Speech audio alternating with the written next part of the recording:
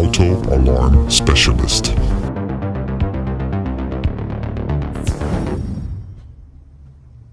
Okay, this is a 2019 F-250, 2019 Ford pickup truck. We end up installing the shock sensor add-on to the factory alarm system, and then what we also did, we added a module so when the alarm fires off, he'll receive a push notification to his cell phone anywhere in the United States.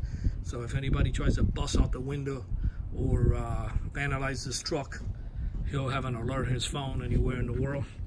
I'm gonna go ahead and illustrate that right now. Basically, before I even do that, all these trucks come with factory alarm system, but they don't come with any type of sensors. The only way they fire off if you open a door. So nobody's gonna do that. They're gonna break the window and jump in and take your airbags or do whatever they gotta do to this truck. So I'm gonna go ahead and illustrate that right now. The alarm's gonna fire off.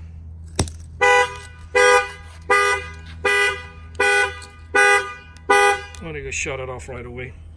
Then he'll get the notification to his cell phone in a few seconds.